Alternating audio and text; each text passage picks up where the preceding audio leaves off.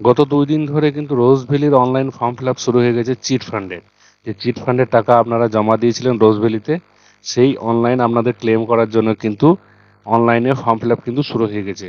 তো যে ইন্টারফেসটা দেখতে পাচ্ছেন, এটাই হচ্ছে সেই রোজ ভ্যালির মানে ক্লেম করার জন্য এই ইন্টারফেসটা। তো আপনি কিভাবে অ্যাপ্লাই করবেন, কিভাবে ডকুমেন্টস আপলোড করবেন, সেই বিষয় নিয়ে আলোচনা করব, এবং কি কি সমস্যা হচ্ছে, কারা কারা আবেদন করতে পারছেন, কারা কারা পারছেন না, সে বিষয় নিয়ে কিন্তু আলোচনা করব।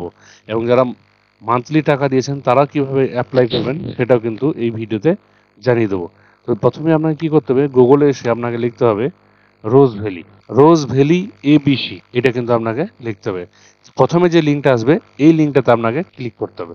দেখুন, লিঙ্কটা ক্লিক করার পরেই এই ইন্টারফেসটা কিন্তু চলে আসবে। তো আপনাকে কি করতে হবে, জাস্ট আপনাকে দেখতে পাচ্ছেন এই দিকে এই যে আপলোড আপলোড সার্টিফিকেট, এই আপলোড সার্টিফিকেটে কিন্তু আপনাকে ক্লিক করতে হবে। তো আপলোড সার্টিফিকেট ক্লিক করার পরে এরমভাবে একটা কিন্তু ইন্টারফেস হবে, তিনটা অপশন দেখাচ্ছে। এই অপশন তিনটাকে কিন্তু প্রথমত বুঝতে হবে আপনাদেরকে। Investor, investor, nominees and others. ধরুন কোনো ব্যক্তি ইনভেস্টর এখন বর্তমানে আছেন, জীবিত আছেন, যিনি ইনভেস্ট করেছিলেন, তিনি কিন্তু যদি বেঁচে থাকেন তাহলে বা এই ইনভেস্টরে আপনাকে ক্লিক করতে হবে। এবার ধরুন সেই ব্যক্তি মারা গেছে, তিনি মারা গেছেন, তো তখন আপনাকে কিন্তু যিনি নমিনি, ইনভেস্টরের যে নমিনি ছিলেন, সেই নমিনিতে আপনাকে কিন্তু ক্লিক করতে হবে। এবার যদি আপনার সেই নমিনিও যদি মারা গিয়েছেন, তখন কিন্তু আপনাকে আদার্সে ডিটেলস দিয়ে আপনাকে আদার্সে কিন্তু ক্লিক করে আপনাকে ফর্মটা ফিল আপ করতে হবে।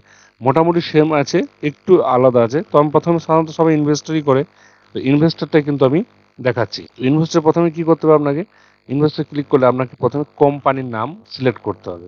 তো কোম্পানির নাম আপনি কোথায় থেকে পাবেন, কোম্পানির নাম আপনার কিন্তু এই যে রোজ ভ্যালির যে আপনার সার্টিফিকেট আছে, ঠিক নিচে দেখবেন Rose Valley Hotel and Entertainment Limited, এইটা হচ্ছে আপনার কোম্পানির নেম। এই যে অপশনটা আছে, এই অপশনটা কিন্তু কোম্পানির নেম। তো আমাকে কিন্তু সেরকমভাবেই কিন্তু এখানে সিলেক্ট করতে হবে। আপনাদের সার্টিফিকেটে তো বিভিন্ন কোম্পানির নাম থাকতে পারে। তো আমি কোম্পানির নামটা সিলেক্ট করে নিচ্ছি।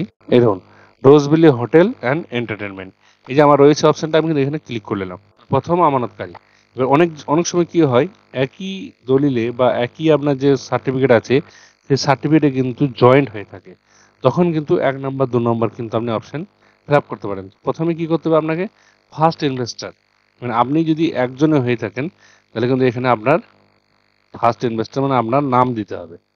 নাম দেওয়ার পরে কি করতে হবে, আপনার বয়স, বর্তমান বয়স কত, সেই বয়সটা কিন্তু এখানে বসিয়ে দিতে হবে।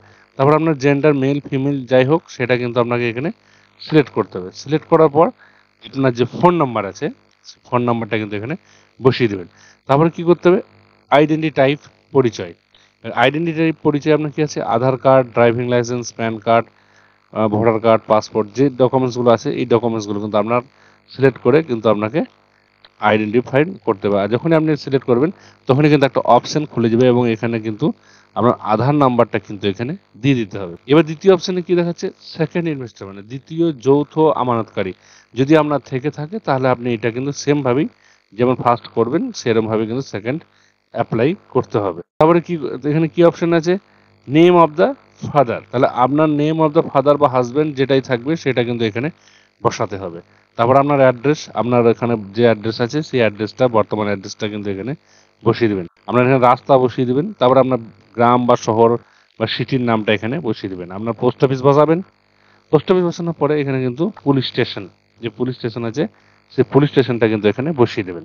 বসিয়ে দেওয়ার পরে আপনার রাজ্য যেটা আছে সেই রাজ্য কিন্তু আপনাকে সিলেক্ট করে নিতে হবে। সিলেক্ট করার পরে আপনার ডিস্ট্রিক্ট সিলেক্ট করবেন, যে ডিস্ট্রিক্ট আন্ডারে আপনি বর্তমান আছেন বা আপনি আপনার বাড়ি যেখানে সেই ডিস্ট্রিক্টটা সিলেক্ট করে কিন্তু আপনাকে এখানে পিনকোড বসিয়ে নিতে হবে। তারপরে আপনার কি ডিটেলস দিতে হবে, আপনার ব্যাংক ডিটেলস দিতে হবে। আমানতকারী ব্যাংকের নাম, আপনার যদি আমানতকারী ব্যাংকের নাম যদি আপনার স্টেট ব্যাংক হয় বা বিভিন্ন ব্যাংক হয়, সেই ব্যাংকের নাম কিন্তু এখানে বসাতে হবে। তো আমি পাঞ্জাব ন্যাশনাল করলাম, এবং আপনার যে বর্তমানে যে পাসবইয়ের ওপরে থাকবে আপনার শাখার নাম, বা আপনার যে বর্তমানে যে শাখা আছে সেই শাখার নাম দেবেন।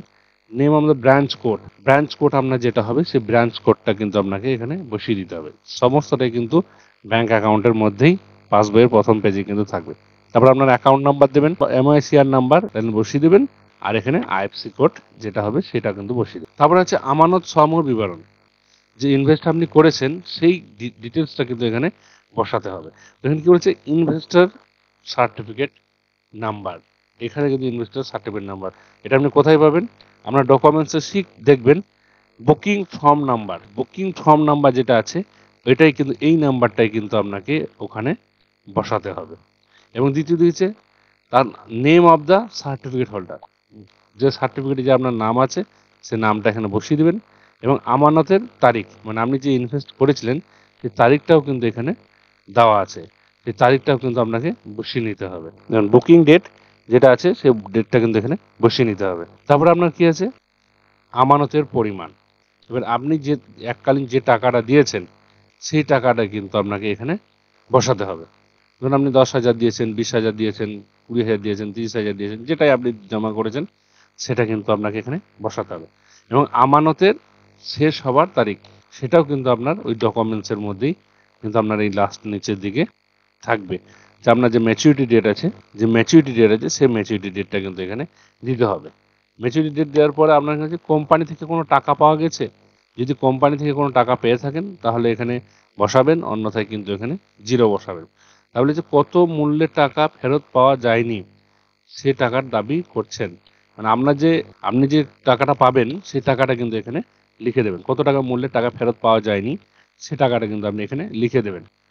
আর দ্বিতীয় যে কত টাকা প্রাপ্য, মানে আপনি কত টাকা প্রাপ্য, মানে দুটোই মোটামুটি সেম, আপনি যে টাকাটা পাবেন সেই টাকাটাও কিন্তু এখানে বসিয়ে দেবেন। তারপরে কন্টিনিউ ডকুমেন্টস আপলোড করবেন। আরেকটা জিনিস বলেছিলাম, যারা মান্থলি টাকা জমা করেছেন তারা কি করবেন, তাহলে বাকিগুলো সব এই সার্টিফিকেট নাম্বার, নাম, এগুলো সব ঠিক থাকবে, আমানতের ডেট সব ঠিক থাকবে। আমানতের পরিমাণ, এইখানে কিন্তু পরিমাণটা কি করতে হবে, সার্টিফিকেটে ধরুন মাসিক আপনি 500 টাকা করে দিয়েছেন, কত মাসের জন্য? 60 মাসের জন্য।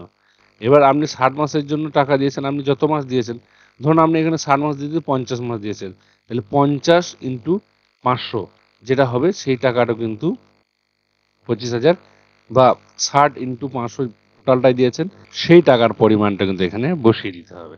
বাদ বাকি মোটামুটি সমস্তটাই সেম হবে, এইটাই হচ্ছে মান্থলি পরিমাণ। আর যেটা সমস্যা সব থেকে এখন হচ্ছে সেটা হচ্ছে কি, আপনার ধরুন একের অধিক আপনার সার্টিফিকেট আছে, তো একের অধিক সার্টিফিকেট দিয়ে আপনি কিভাবে অ্যাপ্লাই করবেন?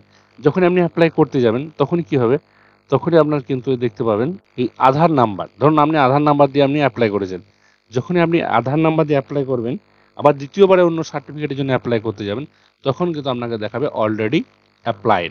অনেকেই বলছে যে আপনার ড্রাইভিং লাইসেন্স, প্যান কার্ড ইত্যাদি ইত্যাদি দিয়ে কিন্তু আপনি আরও 2-3টে যদি থাকে তা আপনি ফর্ম ফিল আপ করে দেন, কিন্তু না, একটু ধৈর্য ধরে যান, আপনার এই অপশানটা একটা আছে, এই অপশানটা কিন্তু আবার খুলে যাবে। তো আপনাকে একটু অপেক্ষা করতে হবে এই একের অধিক কিন্তু সার্টিফিকেট আপলোড করার জন্য। তো আমি ডকুমেন্টস, এবার কীভাবে ডকুমেন্টস আপলোড করবেন সেই বিষয় নিয়ে আমি জানাবো। তো বুঝতে পেরেছেন যে কীভাবে আপনি একের অধিক সার্টিফিকেট জমা করবেন। জাস্ট আপনাদেরকে ওয়েট করতে হবে কিছুদিনের মধ্যে, এবং আপনাদের 1, 2, 3, 4 করে কিন্তু অপশানটা কিন্তু অলরেডি খুলে যাবে। এবং কন্টিনিউ ফর ডকুমেন্টস আপলোড, এবার ডকুমেন্টস আপলোড কীভাবে করবেন সেটা চলুন দেখে নিই।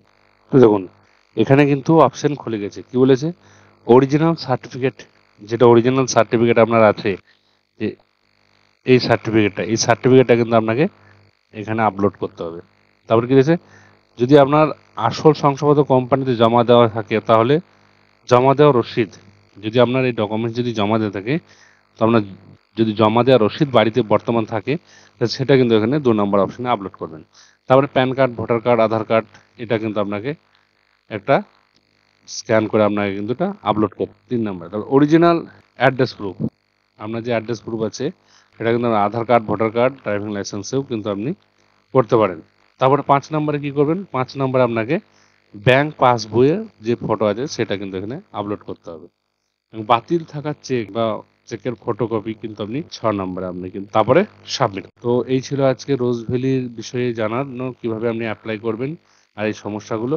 যদি ভালো লাগে তো লাইক সাবস্ক্রাইব করবেন, আর যদি কোনো সমস্যা থাকে তা আপনি কমেন্ট করতে পারেন, আমি আনসার দেবো।